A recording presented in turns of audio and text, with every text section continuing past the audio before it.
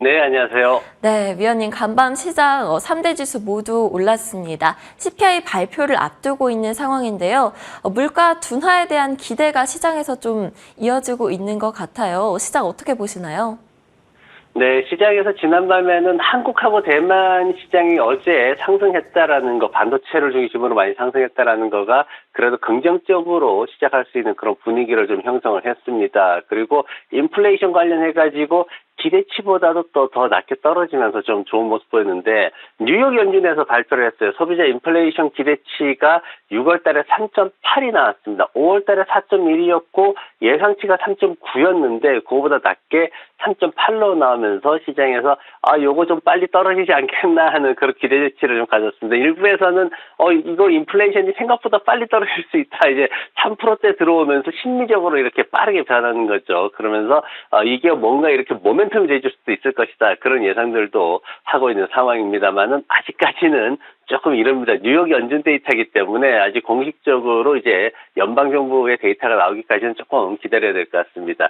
가스라든가 식품 쪽에서는 많이 떨어졌고 이제 주택 쪽에서 많이 올라가는 임대료가 많이 올라가는 그런 모습을 보였습니다. 그리고 전국 자영업 연맹이죠. 자영업자들이 이제 협회를 만들었는데 여기에서 신뢰도에 대한 얘기를 좀 했습니다. 이제 매달 이제 조사를 하고 있는데 지금 보면 그동안 좀 떨어지는 모습 보이다가 91로 이렇게 뛰어 올랐습니다. 그러면서 최근에 7개월 내 최고치를 기록을 하고 있는데 그래도 인플레이션에 대한 우려가 아직은 좀 남아있는 상황이고 다만 이제 노동력이 너무 부족하다 이런 얘기가 나왔습니다. 그래서 노동시장이 안 좋기 때문에 지금 요걸 가지고 미국에서는 그럼 연준에서 금리 올리는 거를 조금 유보할 수 있지 않을까 하는 약간의 기대감이 형성되기도 했습니다. 아마존닷컴이 말씀하신 것처럼 이제 프라임데이를 합니다. 이제 지금 미국에서는 소비자들이 조금 지출을 신중하게 해야 된다라는 얘기를 많이 하고 있습니다. 그런 상황에서 그래도 그럼에도 불구하고 소비자들이 소비를 쭉 이어간다면 그리고 아마존닷컴의 프라임데이 11월 10일 이틀 동안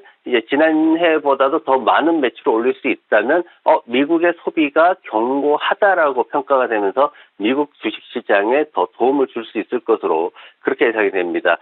그리고 지금 S&P 500 관련해가지고 계속 이제 목표가를 좀 상향하는 그런 보고서들이 나오고 있어요. 지금 팩스셋에서 집계한 것 같은 경우에는 4,823포인트 정도까지는 도달할 것이다 이렇게 얘기를 하고 있는데 전반적으로 좀 분위기가 긍정적으로 변해간다라는 그런 평가들이 있습니다. 내일 같은 경우에는 노동통계국에서 이제 인플레이션율을 발표를 합니다. 그래서 6월 달에 한 3.1% 정도까지도 둔화될 가능성이 있다. 그리고 이제 우리가 직접 봐야 된 거는 거기서 이제 식품이나 이런 것들을 뺀 그런 이제 데이터를 또 봐야 되기 때문에 연준에서 이걸 어떻게 평가할지 시장에서 그런 어떤 기대치를 우리가 좀 집중적으로 분석을 해봐야 될 것 같습니다. 네, 오늘 밤 발표되는 6월 CPI 자세히 들여다보도록 하겠습니다. 그렇다면 종목별 이슈들 위원님과 함께 다뤄볼게요. 마이크로소프트 그리고 액티비전 블리자드의 인수합병 소식 전해주신다고요? 네, 맞습니다. 이게 이제 콜 오브 듀티라는 엄청난 게임을 매출을 올리고 있는 회사인데 이 소니에서 FTC에 자금을 기부를 많이 한 것 같아요. 이렇게까지 거부를 하는 게 정말 좀 저의 개인적으로 좀 이상한데 이미 이제 유럽에서는 괜찮다고 얘기를 했거든요. 깐깐한 유럽에서도 괜찮다라고 했는데 굳이 영국하고 미국이 나서가지고 이러는 거는 아무래도 일본의 입김이 작용하지 않았나 싶습니다. 제 추측일 뿐이고요. 어쨌든 액티비전 블리자드 주가는 뭐 많이 올랐습니다. 하지만 마이크로소프트 같은 경우에는 앞으로 넘어야 될 산이 많아요. 이제 FTC가 본격적으로 이제 소송에 돌입을 할 거기 때문에 이 부분에 있어서 이제 소송에 이제 흘러가는 부분도 있지만 그 이면에서 서로 협상하는 이 부분이 어떻게 진행될지를 좀 더 지켜봐야 될 것 같습니다. 뱅크 오브 아메리카가 벌금을 좀 많이 맞았어요. 한 2억 5천만 달러 정도 맞았습니다. 이게 이제 뭐냐면은 미국 같은 경우에는 예를 들어 가지고 제 개인 비즈니스 계좌 같은 경우에는 100달러 이하로 떨어지게 되면은 여기에 이제 그 관리 수수료가 추가로 매달 더 붙게 돼 있습니다. 아니면은 이게 이제 뭐 여러 가지 조건들이 있을 수 있는데 뭐 일정 자금이 안 됐을 경우에는 한 30달러, 40달러까지 이렇게 또 수수료를 부과하는 그런 제도들이 과거에 있었습니다. 그래서 뱅크 오브 아메리카 같은 경우에 이제 이중 부과에 대한 수수료 이중 부과에 대한 문제가 불거지면서 이렇게 벌금을 맞는 그런 상황이 생겼습니다. 그래서 그럼에도 불구하고 또 시장에서는 이런 것들을 뒤로 하고 앞으로 이제 발표될 실적에 있어가지고 굉장히 매출이 한 10% 정도 그리고 수익 같은 경우에는 한 16% 정도 증가할 것으로 기대를 하기 때문에 더 성장하는 주가가 더 상승하는 그런 모습을 보였습니다. WD40이죠. WD 이 부르는 말이 다들 틀릴 겁니다. 저는 이제 WD 내공이라고 부르는데 제가 이제 군대를 포병을 나오다 보니까 이렇게 부릅니다. 이걸 만든 회사, 그 윤활제죠. 윤활제를 만든 회사가 지난밤에 주가가 급등했습니다. 주당 순이익이 발표가 됐는데 29%나 증가하면서 주가가 크게 상승하는 미국 제조업이 굉장히 좀 주눅들어 있었는데 또 빠르게 올라가는 모습을 보였습니다.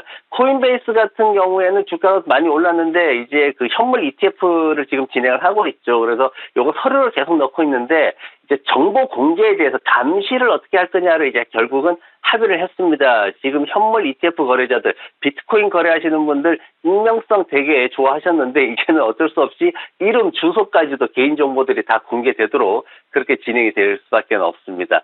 그리고 오늘 차트 가져왔는데 이제 로쿠라는 회사 가져왔습니다. 이 로쿠가 샤프파이하고 이제 새로 파트너십을 맺었는데 전자상거래 회원들이 이제 로쿠의 어떤 그 플랫폼을 통해 가지고 서로가 오픈될 수 있게 하는 건데 로쿠 같은 경우에는 광고 시장에서 수익을 많이 내고 있는 상황이기 때문에 샤프파이 고객들을 통해 가지고 광고를 더 유치할 수 있다 이렇게 기대가 되면서 시장에서 좀 빠르게 올렸습니다. 제가 오늘 이걸 가져온 다른 이유는 뭐냐면은 바닥에 붙어 있던 그 성장주들이 있습니다. 우리가 팬데믹 기간 동안에 엄청나게 올라갔던 그런 성장주들이 있죠. 그 성장주들이 주가가 쭉 떨어졌는데 올라오질 못해요. 그 이유가 뭐냐면은 바로 자금이 안 들어오기 때문에 그렇습니다. 투자 자금이 안 들어온다는 건데 대표적인 게 로쿠라든가 샤프파이라든가 아니면 준비디오 이런 회사들이 있습니다. 이 회사들이 최근에 시장이 조금 더 활성화되고 대형 기술주들 올라가고 인공지능 쪽으로 투자금이 들어오면서 그 분위기를 타고 반등해서 조금씩 움직이려는 그런 모습을 보이고 있습니다. 그래서 바닥권에서 지금 조금 리스크를 가질 수 있는 분들은 한번 도전해 보시는 것도 괜찮은 투자가 될 것 같습니다. 네, 간밤 종목별 이슈들 자세하게 짚어봤습니다. 그렇다면 오늘 위원님의 픽은 무엇일까요? 오늘은 넷플릭스 가져오셨어요. 네, 맞습니다. 넷플릭스가 최근에 굉장히 좋게 잘 올랐습니다. 그래서 최근 상황을 보면은 광고 시장에 대해서 사실 좀 우려가 있었어요. 뭐냐면 이제 그 유료 광고 정책이라든가 아니면은 비밀번호를 이제 공유하는 거를 단속하는 이런 것들이 있었는데 이게 프리미엄 요금제를 잠식하는 현상이 나타나지 않았다. 그리고 캐나다, 뉴질랜드 이런 쪽에서 다 확인을 해봤더니 수익에 더 기여를 하고 있더라. 추가적으로 회원을 가입시키고 있더라. 이런 결과가 나왔습니다. 그에 따라 가지고 최근에 관심이 좀 높아지고 있는데 지금 현재 이제 7월 19일 날 이제 실적 발표를 앞두고 있는데 이때 아무래도 구독자 수가 크게 증가했다고 나올 것이다. 지금 아테나 쪽에서는 그렇게 보고 있거든요. 그래서 이런 부분들이 시장에 좀 더 기대치를 갖게 하는 상황이고 또 하나는 뭐냐면은 한국 드라마가 넷플릭스를 먹여 살린다는 얘기가 있었어요. 실질적으로 봤더니 저희 최근 회원의 최대 60% 정도가 한국 드라마나 쇼를 보고 있더라. 이렇게 지금 CEO가 나서서 얘기를 했습니다. 그러면서 한국의 컨텐츠를 성장시키기 위해서 4년 동안 25억 달러를 투자를 하겠다. 이렇게 이제 공식적으로 얘기를 했거든요. 그래서 앞으로 한국 드라마와 여러 가지 쇼가 더 이제 출시될 것으로 그렇게 기대를 하고 있고 또 하나는 전 세계적으로 지금 약 100개 정도의 게임을 지금 만들고 있습니다. 그래서 앞으로 넷플릭스가 게임 업체로도 또 더 성장할 수 있다는 그런 기대치를 좀 갖고 있습니다.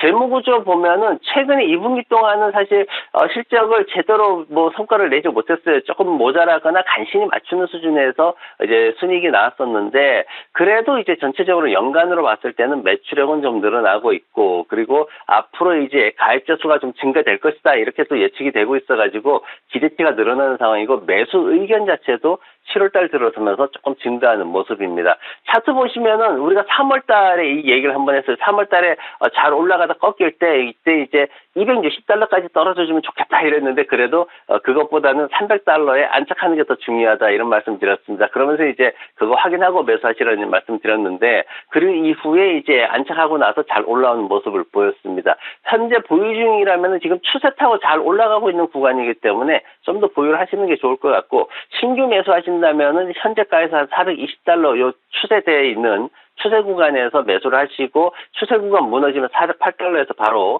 손절하시는 그런 전략을 쓰시면 좋을 것 같고요. 목표가는 적어도 지금 현재 2029년도에 올라오던 그 추세를 타고 간다면은 앞으로 560달러까지도 장기적으로 기대해 볼 수 있는 상황이고 지난 그 2019년부터 가입자 수가 어떻게 증가되고 있는지 이번 실적 시즌을 통해 가지고 확인을 하고 그렇게 움직이시는 게 좀 더 유리할 것 같습니다. 네, 오늘 위원님의 픽은 넷플릭스였습니다. 한국이 먹여 살리고 있는 넷플릭스라 생각을 해보니까요. 정말 많은 한국 콘텐츠들이 해외에서 인기를 끌고 있더라고요. 현재가에서 420달러 사이를 매수 구간으로 잡고요. 목표가는 560달러 보면서 대응해보자 이야기해 주셨습니다. 지금까지 김태수 위원님과 함께했습니다. 오늘도 좋은 말씀 감사합니다. 네, 고맙습니다.